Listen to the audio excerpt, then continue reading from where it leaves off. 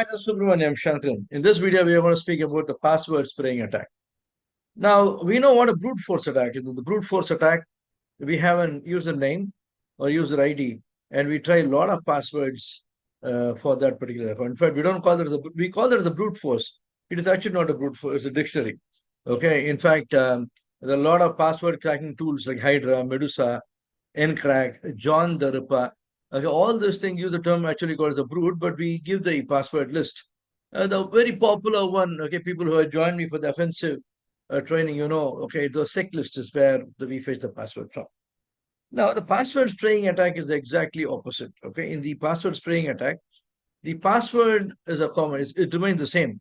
But I'm just trying to see whether there are user accounts, okay, which uses the password. So in the brute force, the user account remains constant, password is variable. But the password spraying attack, the password is constant, the user account is actually variable.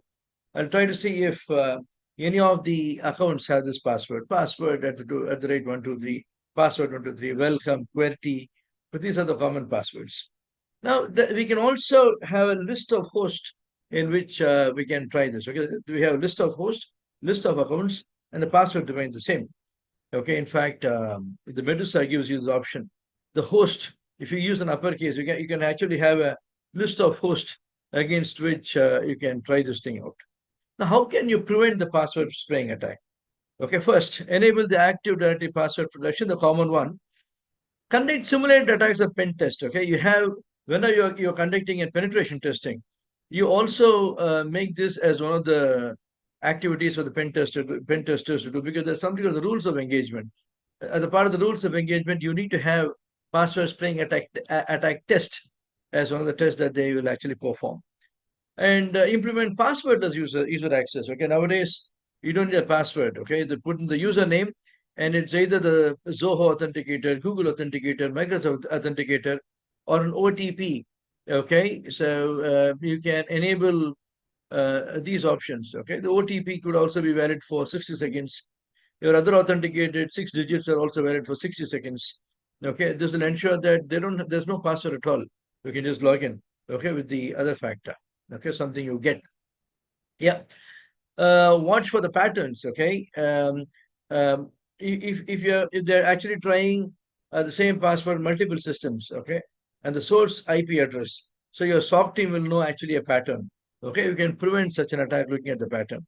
Implement zero trust strategies. Okay, trust but verify. Okay, is a veritable base. In our YouTube channel, there's a video on the zero trust connected by Mr. Srikanth.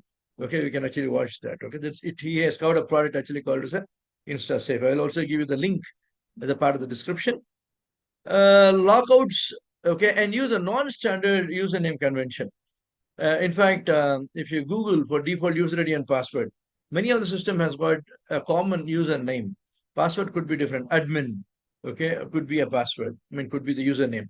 Ensure that these usernames does not have an interactive login, and you can have an root equivalent or admin equivalent account. This way, you can mitigate the password spraying attack. Thank you very much.